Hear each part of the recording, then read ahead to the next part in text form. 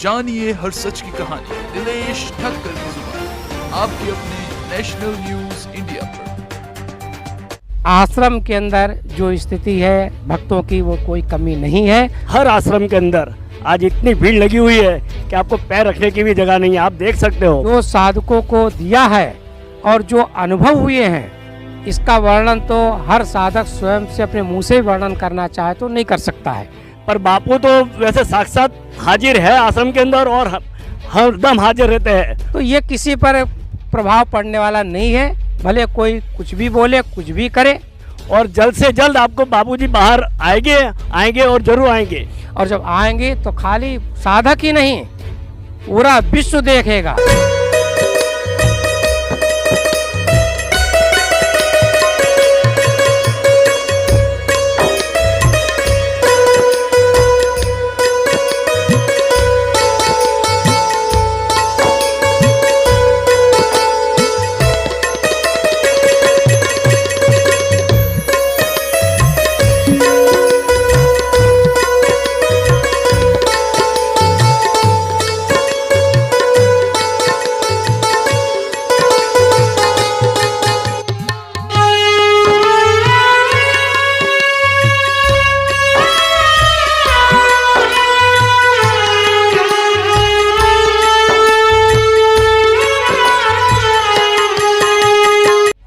ये तो आपको पता ही है कि बापूजी मेरे किन कारणों से किस वजह से किन आताताइयों के द्वारा ईसाई मिस्रियों के द्वारा एवं ईसाई मिस्रियों के द्वारा बिके हुए पिट्ठुओं के द्वारा जो आज कारागार में बंद हैं, उसके बावजूद भी आश्रम के अंदर जो स्थिति है भक्तों की वो कोई कमी नहीं है।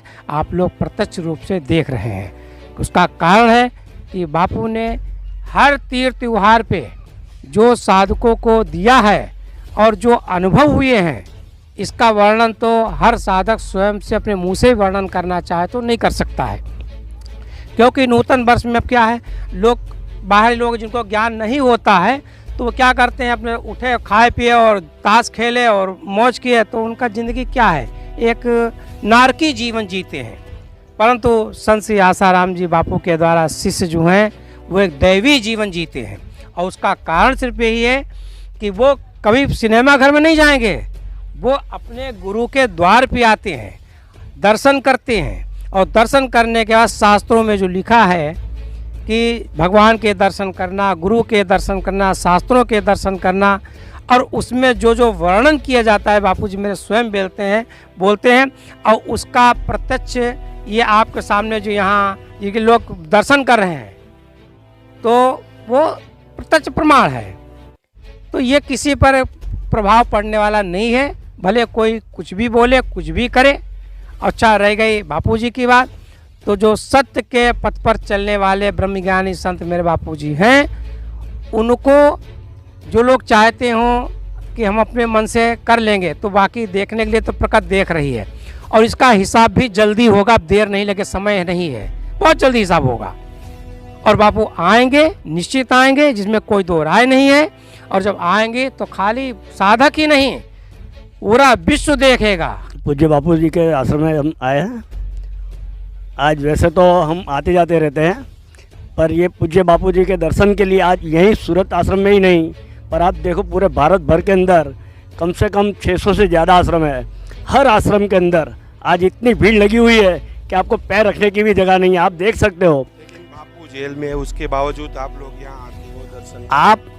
आपकी इच्छा से आप मीडिया वालों कहेंगे भले बापूजी जेल में है, पर बापूजी जेल मंदिर में रहते हुए भी यहाँ आश्रम में साक्षात हाजिर है। तभी आप नज़ारा दिखा दो लोगों को कि मीडिया वालों को, सब मीडिया वाले भी देखें कि आज आश्रम के अंदर कैसा माहौल है। ये एक ही आश्रम नहीं, सूरत का ही आश्रम नहीं बल्कि पूरे भारत भर के जितने भी 600 से ज़्यादा आश्रम है, सब आश्रमों में देखो। और अहमदाबाद आश्रम में आज विद्यार्थी शिविर चल रही है, वहाँ भी देखो कि विद्यार्थियों की कितनी भीड़ लगी हुई है।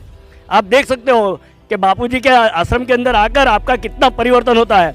आप एक बार आओ और देखो, साक्षात नज़ारा देखो, सिर्फ बोलो मत क्या है। पर बापू तो वैसे साक्षात हाजिर है आश्रम के अंदर और हरदम हाजिर रहते हैं। और जल्द से जल्द आपको बापूजी बाहर आएंगे और जरूर आएंगे। जानिए हर सच की कहानी दिनेश ठक्कर की जुबान, आपके अपने नेशनल न्यूज इंडिया पर।